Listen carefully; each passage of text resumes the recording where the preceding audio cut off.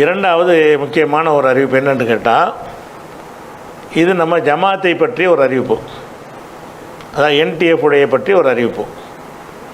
NDF மாத்திரமில்லை, எந்த ஒரு அமைப்பாக இருந்தாலும் நீங்கள் ஒவ்வொருவரும் அறிந்து கொள்ள வேண்டிய ஒரு விஷயத்தை இப்போ சொல்ல வேண்டி இருக்கிறது. இப்போ நம்முடைய ஜமாத்தில் பயணிக்கும் பொழுது நிர்வாகிகள் சம்பந்தமாக நிர்வாகிகள் ஒரு கணக்கு வழக்கை கையாளுவாங்க. கையாளும் பொழுது அவர்கள் சில கணக்கு வழக்குகளை நம்ம தணிக்கை செய்வோம். தணிக்கை செய்யும் பொழுது சில பிழைகள் அதில் இருக்கும். அந்த பிழைகள் பிழைகள் தானா அல்லது ஏதாவது தவறுதல் நடந்திருக்கிறதா, வேண்டுமென்றே அந்த ஏதாவது நடந்திருக்கிறதா, பண மோசடி நடந்திருக்கிறதா என்கிற வகையில் நம்ம என்டிஏவை பொறுத்த வரைக்கும் கணக்குகளை ஒரு 3 நிர்வாகிகளை போட்டு தணிக்கை செய்கிறது வழக்கம். தணிக்கை செய்து விட்டோம், கணக்கெல்லாம் பார்த்து விட்டு தவறுகள் இல்லை என்றால் தவறு இல்லை என்று நமக்கு அந்த சான்று கொடுப்பார்கள். சில தவறு இருக்கும் என்றால் சில பிழைகள் இருக்கிறது, சில ஒருத்தர் கொடுத்த ரூபாய்க்கு ரசீது போடலன்னு வைங்க, அதை களவாடி கொண்டார் என்று எடுத்துக்கொள்வதா மனித தவறாக எடுத்துக்கொள்வதா என்பதை பல கோணங்களில் ஆய்வு செய்வாங்க. ஆய்வு செஞ்சுட்டு சில பிழைகள் இருக்கிறது, இதில் மனித தவறுகள் தான் இருக்கிறது என்பதை நாங்கள் அறிகிறோம் என்று ரிப்போர்ட் தருவாங்க.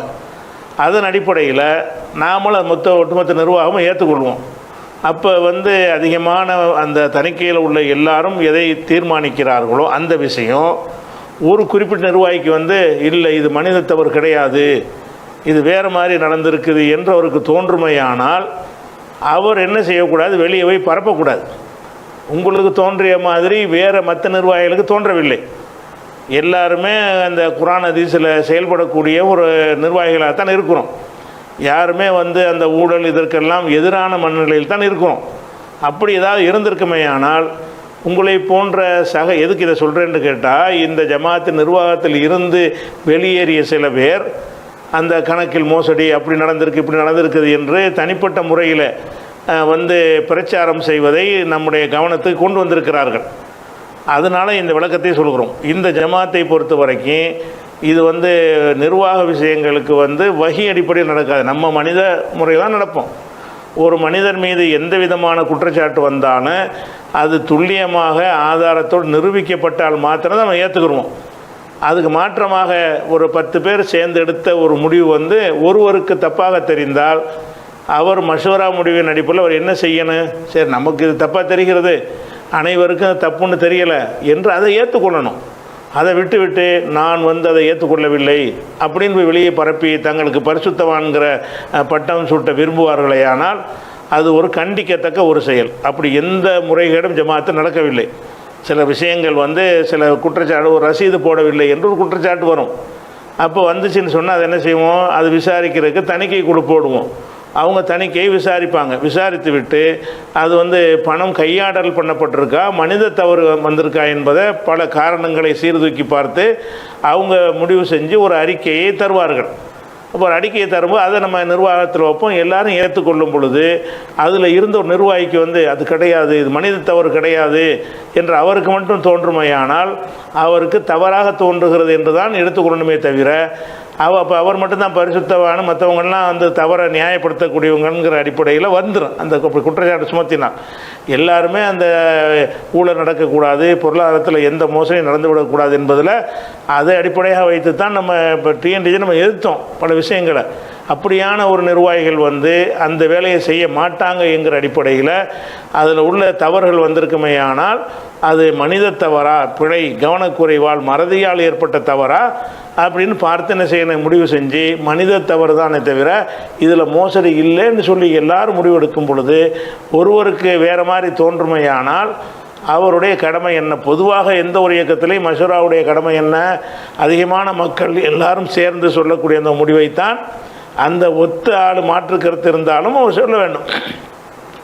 அந்த சபையில் அவருடைய மாற்று கருத்தை பதிவு செய்யலாமே தவிர உங்களுக்கு தோன்றிய மாதிரி எங்களுக்கெல்லாம் தோன்றவில்லை என்று சொன்னால் உங்களுடைய புரிதலில் ஏதோ ஒரு தவறு இருக்கிறது என்று எடுத்துக்கொண்டு என்ன செய்யணும், கடந்து போகணும். அதை விட்டு அது நடந்தது இது நடந்தது என்றெல்லாம் பிரச்சாரம் செய்யக்கூடிய தகவல் வருகிறது.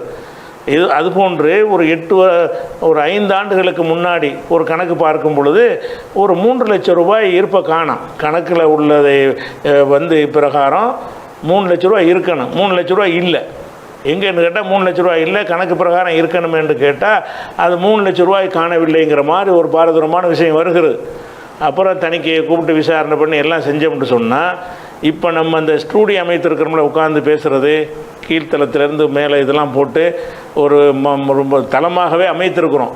இந்த செலவே ஒரு 3 லட்ச ரூபாய்க்கு மேலே ஆனது. இந்த செலவு அவர் எழுதாமல் விட்டுருக்கார். அது கணக்கில் இந்த செலவை எழுதுனா கணக்கு டேலி ஆயிரும். இந்த செலவை எழுதாமல் விட்டுருக்காருங்கிறதை கண்டுபிடித்த பிறகு இதில் எந்த ஒரு முறைகேடும் கிடையாது. கணக்கு காட்டினதில் 3 லட்ச ரூபாயை காணாம். 3 லட்ச ரூபா காணாங்கிறது என்னன்னு தேடி பார்த்தோம்னா 3 லட்சத்தி சில்லரை இந்த உட்கார்ந்துருக்க இந்த ஸ்டூடியோங்கிற வகைக்காக வேண்டி செலவு செய்திருக்கிறோம். அதை ஒரு கணக்கில் இந்த செலவை எழுதாம விட்டுருக்காரு. செலவை எழுதியிருந்தாருன்னா கணக்கு டேலி ஆகிருக்கும். அப்போ கணக்கு எழுதுவதில் உள்ள ஒரு கவனக்குறைவு தானே தவிர இதில் பிழை இல்லை என்று அன்றைக்கே முடிவு செஞ்ச ஒரு விஷயம். இதை போய்கிட்டும் பிரச்சாரம் பண்ணுவதாக கேள்விப்படுகிறோம். 3 லட்சத்தை காணவில்லை என்றெல்லாம் நிர்வாகத்தில் இருந்தவர்கள் அவங்களுடைய சொந்த ஒரு காழ்ப்புணர்ச்சியின் காரணமாக இப்படி தான் பேசுவதாக நமக்கு தகவல் வருகிறது. இப்படி யாராவது கேட்டாங்கன்னு சொன்னால், அப்படி யாருக்கு சந்தேகம் இருந்தாலும் நீங்கள் நேரடியாக கூட அந்த குற்றச்சாட்டுகளை இங்கே கேட்கலாம். இந்த ஜமாத்தில் ஊழல் முறைகேடுக்கு கடுகளும் நம்ம இடம் தர மாட்டோம். அதே நேரத்தில் ஒரு மனிதர் மீது எப்படியாச்சும் ஒருத்தனை குற்றவாளி ஆக்கணும் என்ற மாதிரியும் நம்ம முடிவு எடுக்க மாட்டோம். இஸ்லாமிய அடிப்படையிலையும் உலகத்துடைய சட்டங்கள் அடிப்படையிலையும் குற்றம்தான் என்று சந்தேகத்துக்கு இடமில்லாமல் நிரூபிக்கப்பட்டால் மாத்திரம்தான் அதை குற்றமாக எடுத்துக்கொள்ளும். அப்படி இல்லை என்று சொன்னால் அது பிழை, தவறு, மனித தவறுகள் என்று எடுத்துக்கொள்வது தான் இஸ்லாம் காட்டக்கூடிய ஒரு வழியாகவும் இருக்கிறது. அப்போ அந்த அடிப்படையில் இதை பற்றி ஏதாவது உங்களோட தவறான பிரச்சாரங்கள் வரும் என்று சொன்னால் நீங்கள் எந்த கூச்சமும் இல்லாமல் நேராக என்ன செய்யலாம். அது சொல்கிறாங்களே அதனுடைய விவரம் என்னன்னு கேட்டிங்கன்னா அந்த கணக்கை உங்கள்கிட்ட எடுத்து போட்டு முழு விவரத்தையும் சொல்லுவோம். அதில் எந்த ஒளிவு முறையும் எந்த ஒரு ஊழலுக்கும் கடுகளவுக்கும் இடம் கிடையாது என்பதை உறுதிப்பட நம்ம தெரிவித்துக் கொள்கிறோம். அப்படி யாராவது சொன்னார்களே ஆனால் அவர்கள் இந்த எந்த ஒரு அமைப்பிலும் மஷூராவில் கலந்து கொள்ள தகுதியற்றவர்கள். 10 பேர் இருக்கிற இடத்துல 9 பேர் உள்ள கருத்தை ஏற்றுக்கிட்டு போகிறது தான் நிர்வாகம். எனக்கு மட்டும் வேறு மாதிரி தெரிகிறது என்று சொல்லி அதை விமர்சனம் பண்ணார்களே ஆனால் அவர்கள் எந்த ஒரு இயக்கத்திலும் எந்த ஒரு ஜமாத்திலையும் எந்த ஒரு குழுவிலையுமே அங்கம் வகிக்கிறதுக்கு தகுதியற்றவர்களாகி விடுவார்கள் என்பதை நீங்கள் என்ன செய்யணும், புரிந்து கொள்ள வேண்டும்.